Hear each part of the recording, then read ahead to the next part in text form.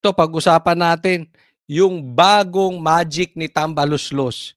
Yung papatunayan ko sa inyo kung gaano kaswapang, kung gaano kabuaya sa kapangyarihan ito si Tambaluslos. O, pasok! Tatlong Romualdez ang opisyal na uupo sa 20th Congress. Kasunod yan ng pinakahuling ruling ng COMELEC sa change of nominees ng Tingog Party List. Nakakuha ng 3 seats ang grupo sa midterm elections noong Mayo. Pero dahil sa resignations ng ibang mga nominado, nagkaroon ng pagbabago. Umakyat bilang third nominee si dating Leyte representative at asawa ni House Speaker Martin Romualdez na si Yeda Romualdez. Uupo naman sa first seat ng Tingog ang kanilang anak na si Andrew Julian Romualdez. Iyon, tindi. Okay, ito yung usapin dyan ha. Nanalo po ang Tingog Party List. 3 upuan. Okay. Buti pa sila, pauupuin yung 3 upuan. Nanalo ang Duterte Youth Party List, 3 upuan. Pero ayaw paupuin bilang congressman etong 3. Dahil siguro, alam naman natin, Duterte Party List yan, hindi yan kayang bayaran ni Tamba. Alam naman natin na pag nakaupo yung Duterte Youth Party List na yan, talagang sisilipin kung ano yung mga planong magic na budget nitong si Tambaluslos dyan sa Kamara.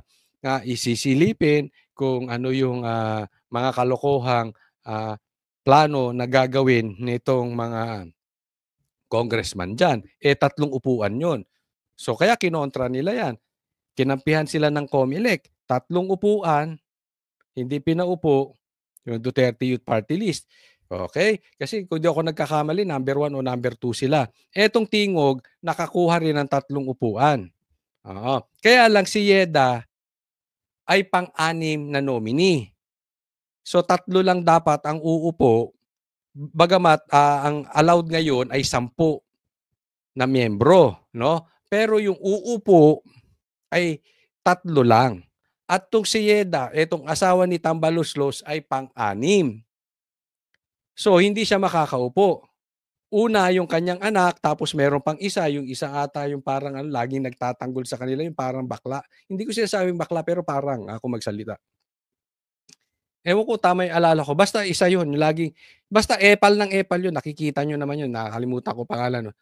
Baka yun, okay? Yun naman ang dating ume-epal. Tapos ito, yung pangatlo ay hindi natin alam kung nag-resign o tinanggal. Pero ang pagkakasabi, yung pang-4 at yung 5 ay nag-resign din, ay nagbumitaw. So ibig sabihin, nagbitaw yung pangatlo, so babakante yung pangatlo, yung pang-4 dapat uupo. Hindi rin umupo dahil nagbitaw din as member. Yung pang-5, nagbitaw din. Sino yung pang-6? Ayun, si Yeda. Magic! No, di ba? So, 3 Romualdez ang uupo. Ganyan po sila katindi. Ang presidente ay Marcos, pinsan, tapos sa congressman, 3. Tapos meron pa silang plano, bibigyan din ng mataas na posisyon si Sandro Marcos. Ako, sa akin lang, sagarin nyo na.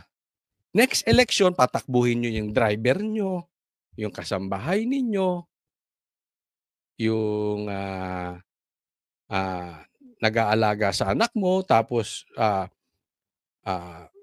yung hardinero nyo, yan, lahat yan, patakbuhin nyo na para kontrolado nyo na lahat. Kayo-kayo na lang ang umupo dyan. Tingnan nyo kung gaano kaswapang itong mga, wala talagang ethics itong mga ito. Nakakahiya talaga sila. Ganyan po kalupit ang itong sila Tambaluslos. No, alisin ko lang yung picture. Ganyan po sila talaga kalupit. No? Hindi natin alam kung kawawa naman yung mga members. Kasi minsan ang nangyayari dyan, naglalagay lang sila ng member, dami.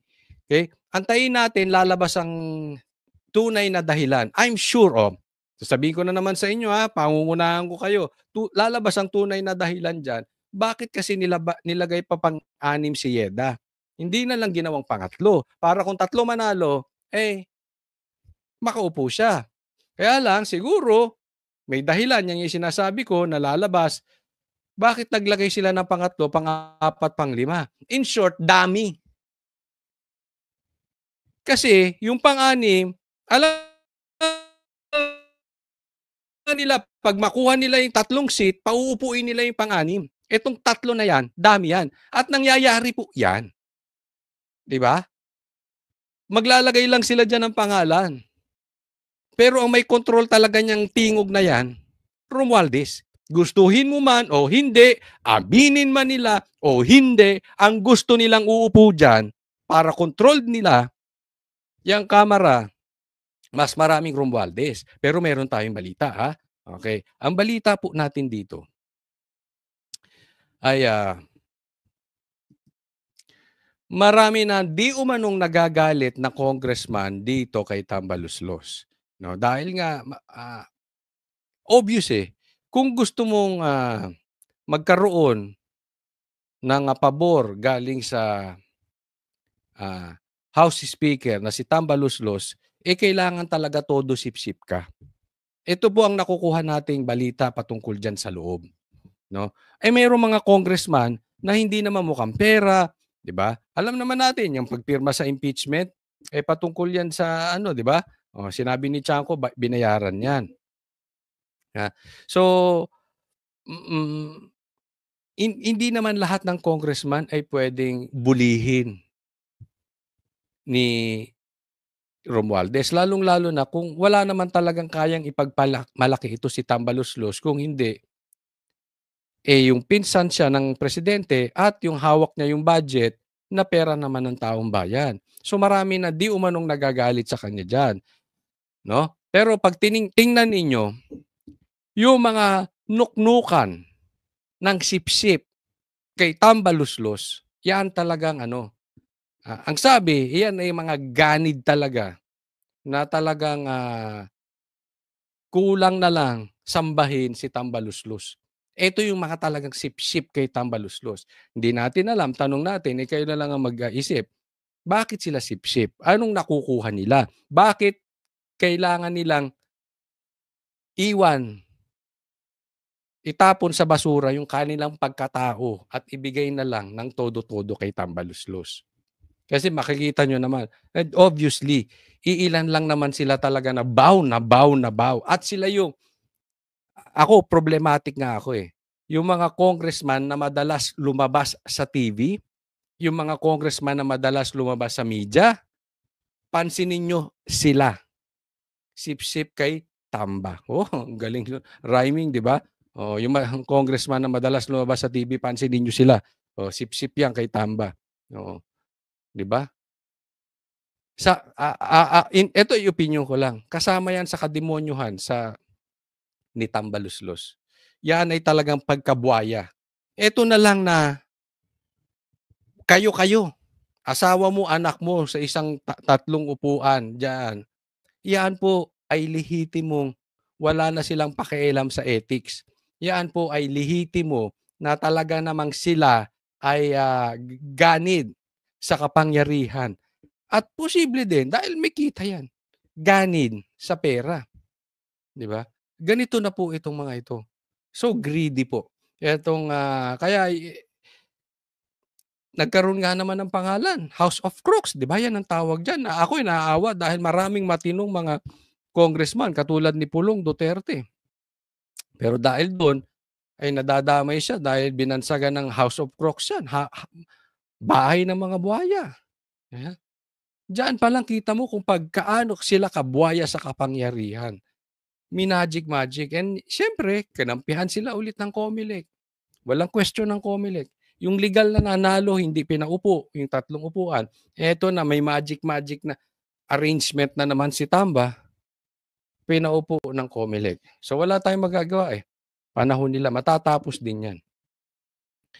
No, pero I'm really hoping na magkaroon ng lakas ng loob itong mga congressman. Marami na pong bulong-bulungan dyan. At may marami pong nakakarating sa akin. I really hope na makikita natin kung maduduwag itong mga congressman. At kung sila ay magsasalita na hindi si Tamba ang kanilang gagawing House Speaker for the 20th Congress. Abangan po natin next week, magsisimula na po yan. Ang boses ng masa, hindi natatakot. Totohanan lang, di kami nalulunod. Walang bahid ng sismis, lahat ay totoo. Kahit sino ka pa, pag mali ka babanatan ka. Walang pinipili kulay, wala kaming kinikilingan. Basta para sa bayan, kami lalaban. Pagdama palakpakan, pag mali banatan. Di matitinag, di matatakot, para sa bayan tuloy ang sigaw. Sa harap ng kamera, walang halong takot. Mga baluktot, lahat kayo'y tutumba. Ang hustisya at totoo, yun lang ang mahalaga. Kahit sinong harang, di kami matitinag. Walang pinipiling kulay, wala kaming kinikilingan. Basta para sa bayan, kami lalaban. Pag tama palakpakan, pag mali banatan. Di matitinag, di matatakot, para sa bayan.